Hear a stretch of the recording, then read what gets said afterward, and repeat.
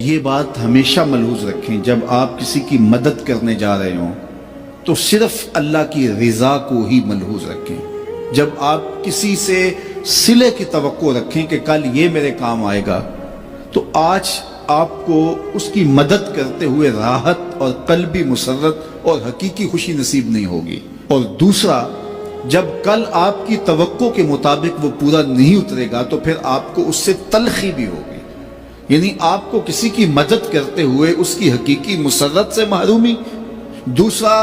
اس کے توقع پر نہ اترنے سے آپ کو اس کی تلخی بھی سہنا پڑے گی۔ لیکن اگر آپ اس کی مدد اس لیے کر رہے ہیں کہ میرے رب کا بندہ ہے، الخلق عیال اللہ، تو میں اللہ کے بندہ ہونے کے ناطے سے اس کی مدد کر رہا ہوں، اور پھر آپ کو اور سرور بڑھ جائے گا کہ میں اس کی مدد اس لیے کر رہا ہوں کہ یہ میرے حضور کا غلام ہے، بس یہی آپ کی ترجیح ہوگی، تو پھر آپ اس کی مدد کریں گے تو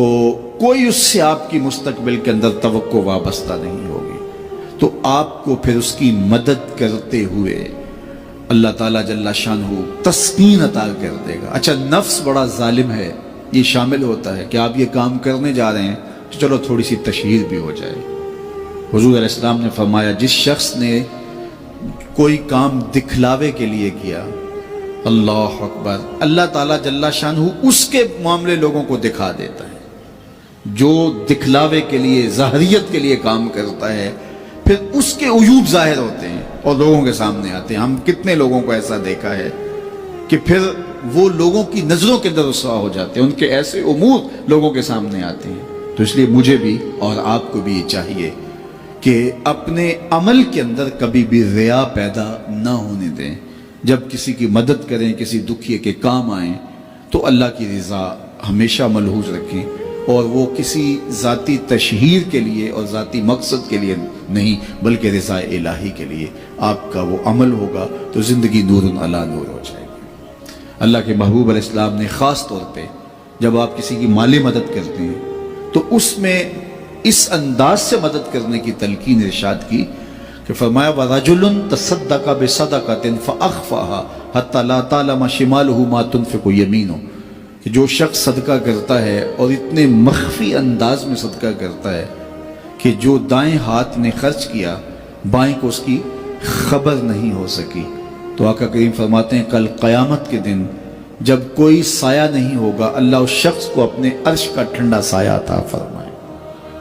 تو اپنی زندگی کے اندر اس بات کو شامل کیجئے کہ اللہ کی مخلوق کے کام آئیں، اور جب اللہ کی مخلوق کے کام آئیں گے تو یہ آپ کے باطن کی تسکین کا سبب ہوگا اور قرار جاں کا ذریعہ بنے گا، اور حضور کی خوشنودی آپ کو نصیب ہوگی۔ میرے والد گرامی رحمت اللہ تعالی علیہ فرمایا کرتے تھے کہ اگر تم یہ چاہتے ہو کہ تم سے رسول کریم پیار کریں تو تم حضور کی امت سے پیار کیا کرو۔ آپ کسی کے بچے کا منہ چومیں، اس کی گال سہلائیں، اس کے سر پہ شفقت سے ہاتھ رکھیں، اس کو 50 روپے 100 روپے خوشی سے دیں، تو آپ اس کو دے رہے ہوتے ہیں، اس کے باپ کے چہرے کو دیکھنا کہ تم تمہارا ہوتا ہے، اور وہ آپ کے اوپر فدا ہو جانے کو چاہ رہا ہوتا ہے کہ یہ میرے بیٹے کی گال سڑا رہا ہے۔ یار کوئی کسی کے بیٹے سے پیار کرے تو اس کی شفقتیں آپ پہ برس رہی ہوتی ہیں، تو جب رسول اللہ کی امت سے کوئی پیار کرے تو رسول کریم کی رحمتیں کتنی برس رہی ہوتی ہیں اس کے اوپر۔ اس لیے حضور کی امت سے پیار کرو۔ اللہ کے محبوب علیہ السلام کو اپنی امت سے اتنا شدید پیار تھا، اتنا شدید پیار تھا کہ فرمایا کہ اگر تمہارے پاؤں میں کانٹا بھی چبھ جائے تو اس کی تکلیف بھی مجھے ہوتی ہے۔ عزیز علیہ ما عنتم، تمہارا مشقت میں پڑنا اس نبی پر گراں گزرتا ہے۔ مبتلا درد ہو کوئی عذب روتی ہے آنکھ، کس قدر ہم درد سارے جسم کی ہوتی ہے آنکھ۔ تو آئیے میں اور آپ اس بات کو اپنے اندر اتار لیں کہ ہم حضور علیہ السلام کی امت کے ساتھ اور اللہ کی مخلوق کے ساتھ رویوں کے اندر اتنی خوبصورتی رکھنی ہے